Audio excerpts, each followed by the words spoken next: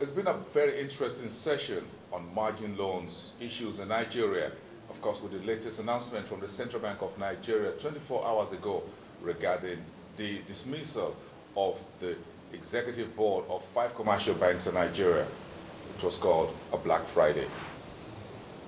Bringing the issues to you right now, ProShare Nigeria and the rest of the team.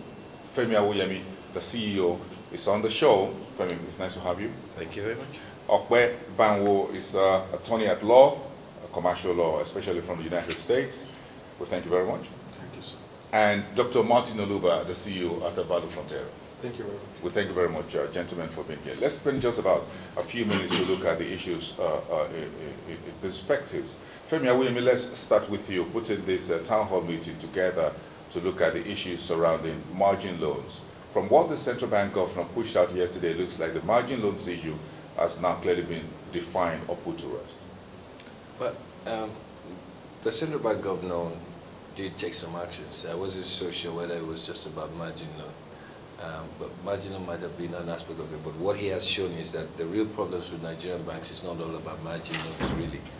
And that if there's anything, the most recoverable of all the loans has to do with margin, is the margin loans. We also believe that what we're doing here is to provide an opportunity for stakeholders to share their viewpoint. And there are quite some interesting developments we saw. Yesterday we saw for the first time an admission of recklessness, of irresponsibility being said by the CBN governor.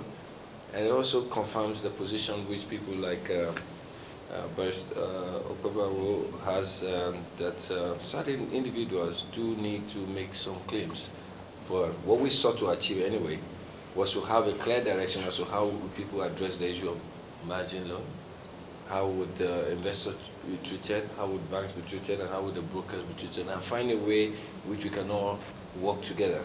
And quite some interesting positions were made by Okwe, and you can tell from the reaction of people, it's a well thought out approach, and we do believe that if it is put out, and we encourage that we put our support to what he's doing, we can have a better sense of the market. But as regards what the central bank governor did, I'm sure Martin can comment on that. Exactly. Before we get the legal perspective on all of this from Okwe Banwo, let Martin Oluba give us a sense of what you heard today at the town hall meeting regarding margin loans, of course, expanding the frontiers of the entire credit business in Nigeria with the banking sector. From your perspective as an economist, someone who spent this time doing research work in this and other areas. Well, I think we have to look at it from a retrospective and then, of course, a futuristic perspectives. Okay, we should know that the development that at least peaked on Friday has a history. We started with the consolidation exercise. It also puts very serious question mark, and to some extent it has answered the issue of whether the consolidation or recapitalization exercise embarked upon by Soludo was actually necessary, or whether it was a solution to the problem that the banks actually faced.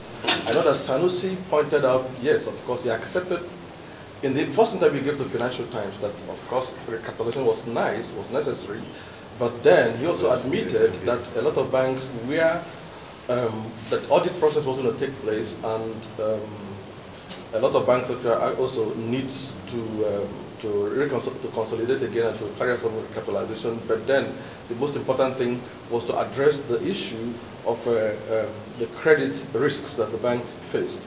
Now, having said that, then there's the other issue that begs for answer.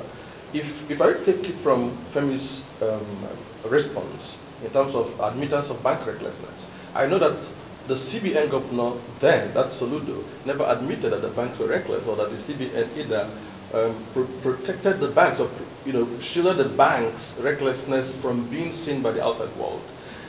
I've written extensively on this. I've also spoken quite extensively on this subject. Now, the question is, what happens to the deputy governors of the central bank? Sanusi was just a new person. He just got into the position as a CBN governor. But of course, all the deputy governors have been there. No, but there's another point which we made very clear here, that admittance by the CBN governor was also a self-admission that in clearing out the heads of the banks, there should be a clear argument in CBN that the only way you can solve the problems in the banks is you solve the problems in CBN. CBN is as much a fundamental part of the problem because of its supervision, its enforcement issue. We discussed the Wema Bank issue that involved the director of banking supervision. We discussed the fact that they could not do so much until they removed whoever was in charge of one of the directors. So they've got to clean house in CBN. I'm actually coming to that because the CBN is just one, because that's the one immediately within the purview, or within the of Sanusi himself. Mm-hmm. Then by extension, there's the SEC, there's the NSE. From what I gathered in this town hall meeting, of course it's been there, the SEC holds as much powers as the CBN in meting out the same sanction. And all the while they've known all this. The auditors, the NSE. I mean, the reporting accountants. Of course. I mean, so what happens to SEC? What happens to the NSE? Some months ago, the Africa report was almost crucified for pointing out or for bringing out to the public these banks, some of these banks now that the governor himself had, made public. And it was being denied, including the central bank itself. Who denied the report? Who denied the report? Let's get some legal perspectives on this. Banwo, we all on this side seem to be the ones in the financial analysts, economists and all that. You are the one who has the legal, what's it called, the bird's eye view of it all. Yes. Well, as a dispassionate person who has not been involved in the process itself, I'm able to see things from a very different perspective. For instance, going from what my esteemed friend here just said, I think one of the mistakes we are making is expecting an institution to genuinely reform itself. It is counter, one of the strongest instincts of mankind is self-preservation. Okay, people in government or people in those places, they can, by the very simple nature, because that they have been involved in the process, like that the deputy governor, it will be foolish or naive of us to expect that they will be able to do the proper cleanup as they are supposed to do it, which is why the private sector comes in. Okay, when the pressure mounts from different perspectives, then the government will be forced against themselves to take a cue from the U.S. market. When this same thing happened there, people said, we want to see some blood here, okay? And the blood did not start from government. The blood started from the people. And the government now felt they had no choice but to begin to take action. So that is where we are talking about this capital markets ombudsman thing. I thought it's strange, to put it very nicely, that for a market that has been in so much turmoil for so many years or months, that we don't have a capital market ombudsman that can keep everybody honest, who is removed from it, who protects everybody's interest. For instance, we've asked stockbrokers who have taken money, who did not put money in the proper places they're supposed to put. Reports were made, and gradually they say they're investigating. The next thing we know, we don't hear anything about them anymore. We have banks who took advantage of some of their customers. They have stopped, there's reports, and then all of a sudden we don't hear anymore. But where there's a capital market ombudsman, where people can go and make report, okay, where people who can follow up on behalf of everybody, not just the investing public now, also for the shareholders, also for the bank, where these things are posted, and where there's a follow-up on a daily basis, where people can go and make their voices heard. Then we might begin to have a real semblance of a genuine reform. So that is the first step. First, put the structure in place, which is why I was very thrilled when ProShare, Mr. Femawo, Yemi and Co. called me in and said, come in, you're a solutions provider. What do we do here? I felt that put that structure in place first. Capitalmarketombudsman.com, for instance, we're developing the site, by next week we'll be live.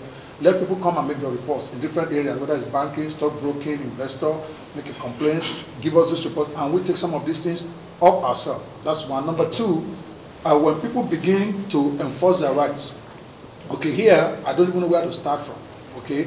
There's been so much infractions by the banks that the investors have just taken it. They've not done anything. There's been infraction by the stockbrokers. Even the investors themselves are also culpable in some of these things.